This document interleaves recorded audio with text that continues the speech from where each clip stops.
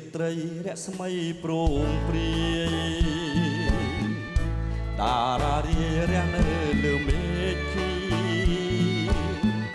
ខ្លាំងតូចធំរះលាយឡំគ្នាពេលទស្សនីតែរៀមបានធូរស្បើយពេលកងវល់បាននឹកដល់ផ្កាយ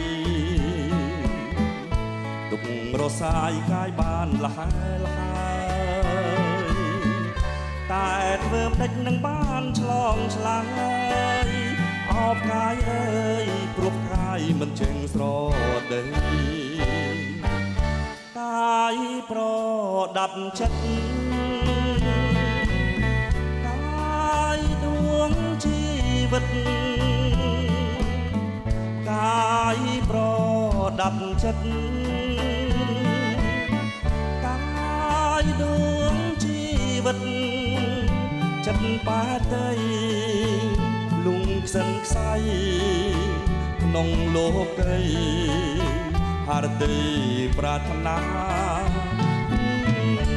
ចាំជួបកាយប្រដាប់ចិត្តចង់រួមរិនណែបនឹកអរាបើរៀនខ្សែទាំងសច្ចាបានឈ្មោះថា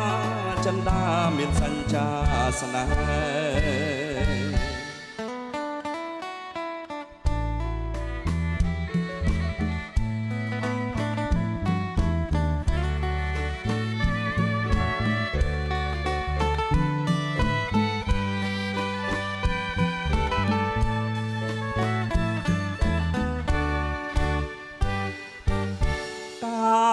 ប្រ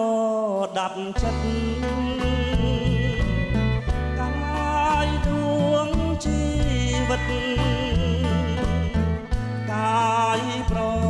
ដាប់ចិត្តកាយដួងជីវិតចិត្តបាតីលងខ្សិនខ្សៃក្នុងលោកីហរតីប្រាថ្នាចាំជួបកាយប្រដាប់ចិត្តចង់រួមរិនណែបនឹកអរា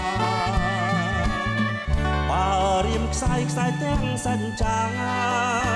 បានឈ្មោះថាចិន្តាមានសញ្ចាស្នេហ៍ចិន្តាមានសញ្ចាស្នេហ៍